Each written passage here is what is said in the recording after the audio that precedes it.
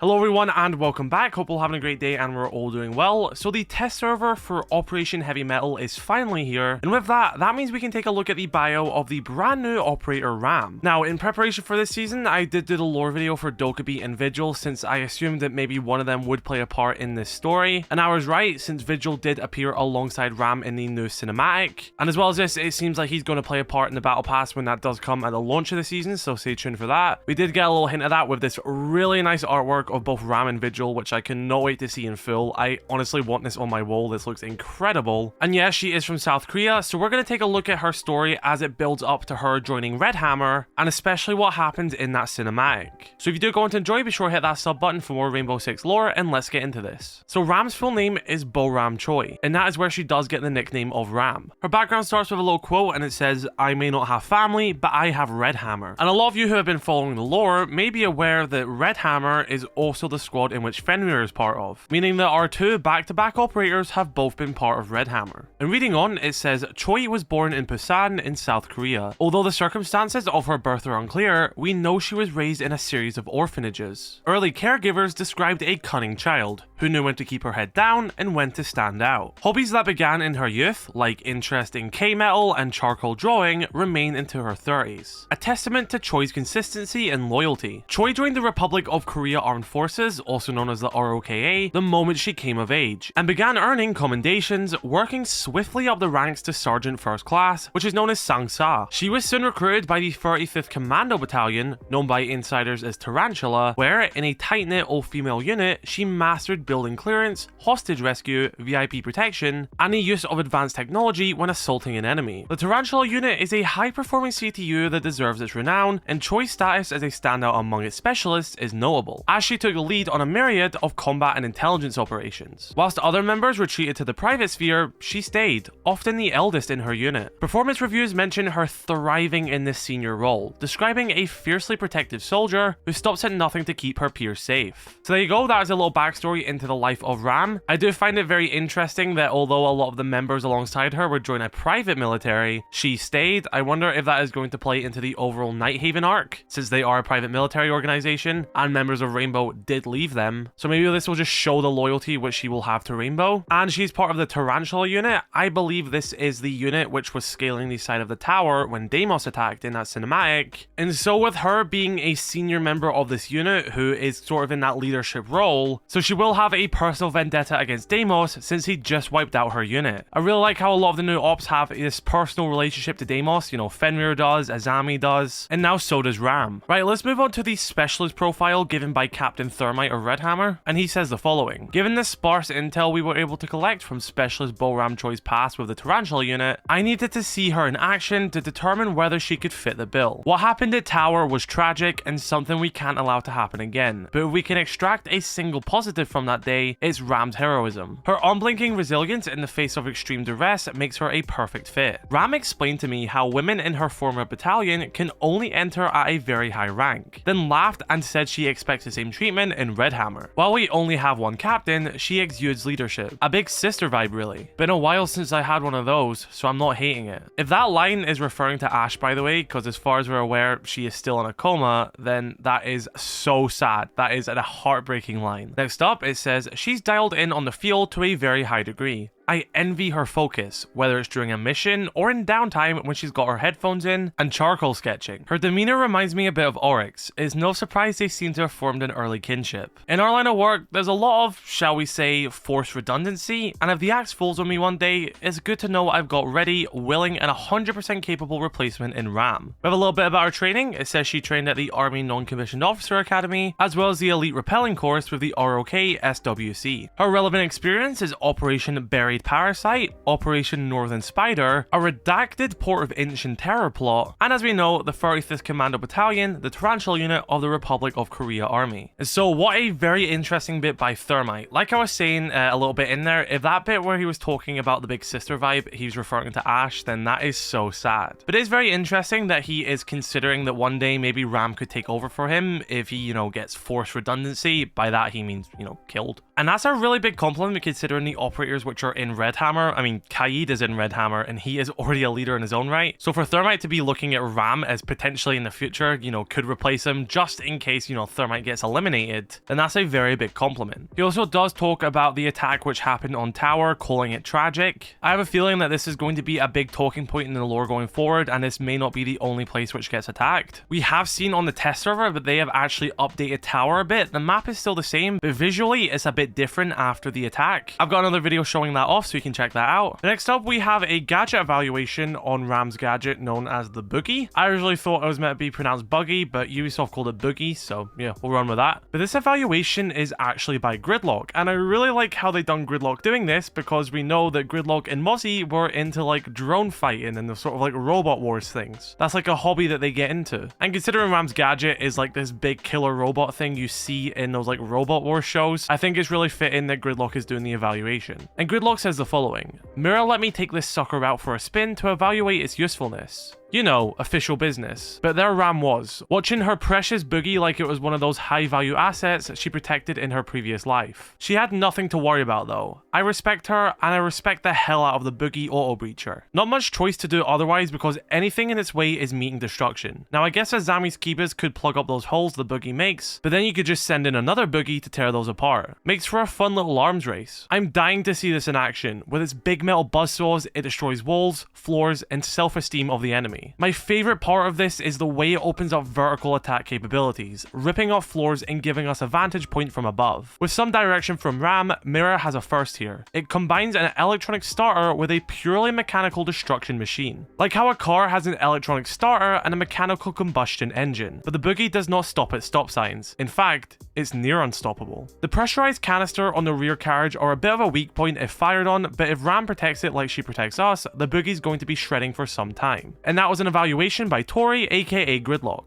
But yeah, I find Ram very interesting. I think she is an extremely cool operator. I think she fits into Redhammer very well, and I like the fact that she's already a bit of a leader, and it seems like she is a bit older. She kind of gives me vibes of Zofia a little bit. Her coming in a bit older, a bit more wiser, a bit more experienced, compared to other Korean operators such as Dokkaebi, who is quite young. Ram is coming in with a bunch of leadership skills, some experience, and seems to be a bit more wiser. So be sure to let me know your thoughts in the comment section below about the new operator Ram. I'm going to end this video by showing that cinematic just in case you haven't seen it in full, since it is very important for the story and Ram's background. So be sure to let me know your thoughts in the comment section below. Drop a like on this video if you did enjoy, dislike it if you did not, subscribe if you're new. I'll catch you later. I love you all. Stay safe.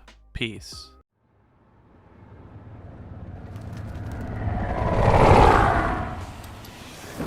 Keep those legs moving, Chansaya. We need to improve our time to make the cut. Let's apply to Rainbow, she said. It'll be fun, she said.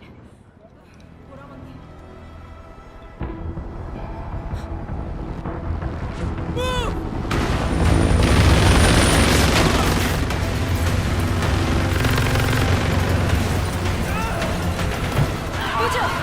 Vigil, come in! No answer! The weapon's cache! We...